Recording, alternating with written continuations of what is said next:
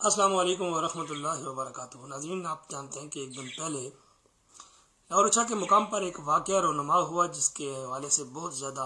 شور شرابہ ہوا پوری دنیا میں۔ تو وہاں بنیادی طور پر جو کچھ ہوا وہ تو آپ سب جانتے ہیں کہ ایک تو یہ کہ وہاں پہ جو خاتون نے ڈریس پہنا ہوا تھا اس کے اوپر قرآن کریم کی کوئی آیت لکھی ہوئی نہیں تھی، بلکہ عربک کا ایک ورڈ لکھا ہوا تھا۔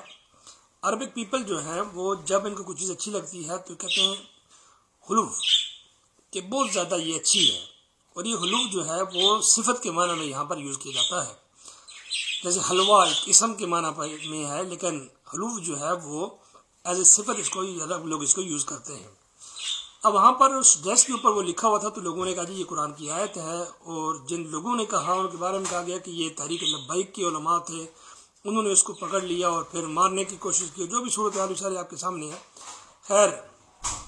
پولیس آ گئی اور پھر اس عورت کو بچا لیا گیا اور پوری دنیا میں ایک تماشا بنا۔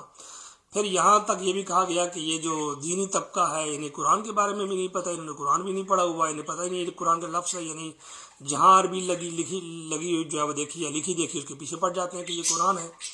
تو یہاں ناظرین دو تین چیزیں ہیں۔ ایک چیز تو یہ کہ میں گزارش کروں گا اپنی تمام ماں بہنوں بیٹیوں سے کہ کم از کم جو بھی لباس آپ لوگ پہنیں کوشش کریں ایسے معاشرے میں وہ لباس پہنیں جو کہ وہاں کو ایکسیپٹ کرتا ہو۔ اس طرح کے لباس نہ پہنیں جس کی وجہ سے اس طرح کے خیالات بھی لوگوں کے دلوں میں آ سکتے ہوں، چونکہ وہاں اس طرح کا ایک ماحول کریٹ کیا گیا ہے، اور اس سے وہ لوگ جو بار بار چھوٹی چھوٹی چیزوں پر یا چھوٹی چیزوں کو بڑا بنا دیتے ہیں، ایک دم سے ہنگامہ برپا کر دیتے ہیں، اور کفر کے فتوے عام ہیں، گستاخی کے فتوے عام ہیں، انہیں بھی چاہیے کہ وہ بھی کم از کم تھوڑا بہت سوچ اور فکر کر لیا کریں کہ وہ لوگ جو بات کر رہے ہیں اس کا حقیقت سے کس حد تک تعلق ہے، کہ وہ صرف ہوائی میں ہی ہے، بعد میں شرمندگی تو نہیں اٹھانی پڑے گی، کیونکہ پوری دنیا کے سامنے مذاق بنا، تماشا بنا، لوگوں نے مذاق کیا، لوگوں نے کہا یہ حلوے والے مولوی ہیں، لوگوں نے کہا یہ حلوہ کھانے گئے تھے، یہ حلوہ ان کو نظر آ گیا، بہت کچھ لوگوں نے باتیں کہیں، لیکن افسوس یہ ہوا کہ یہ سارا کچھ وہی نہیں ہونا چاہیے تھا۔ اس کی دو تین پہلو جو ہیں وہ میرے ذہن میں ہیں۔ ایک تو پہلا تو وہی جو میں ذکر کر چکا کہ لوگوں نے دیکھا تو فوراً خیال ان کو یہ آیا کہ چونکہ قرآن کریم کے حوالے سے گفتگو چل رہی تھی آج کل تو شاید اسی لیے کچھ ایسی حرکت کی گئی ہے، تو لوگوں نے اس پر احتجاج کیا۔ لیکن ناظرین ایک اور پہلو بھی ہے جس کو بھی ہم نظر انداز نہیں کر سکتے کہ اس میں ایک دم سے پولیس کا جانا، پورے کا پورا یہ ڈرامیٹک انداز میں اس پورے کے پورے معاملے کو ہونا، اور پھر وہاں پر اہل حدیث کے علماء کرام کا جانا، اور پھر اس بچی کا یہ اعلان کرنا کہ جی میں تو اہل سنت والجماعت سے ہوں، اور طریق لبیک سے اس کے نام لیا، بہت کچھ اس نے کہا۔ تو یہ تمام کی تمام باتیں جو ہیں مجھے یوں بتا رہی ہیں، یوں لگ رہا ہے کہ شاید یہ سب کھاتا پلٹر بھی ہو سکتا ہے، کہ چونکہ طریق لبیک پنجاب میں ایک بڑا مضبوط الیکشن میں بڑے مضبوط تھے پچھلے الیکشن میں،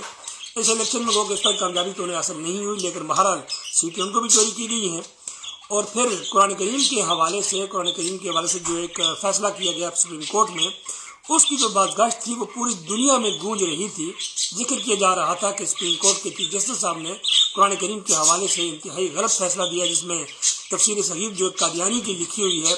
اس کو انہوں نے اس کتاب کے اوپر بین کرنے کے بجائے انہوں نے اس کو جو ہے وہ رہا کر دیا، اس کے چھاپنے والے کو۔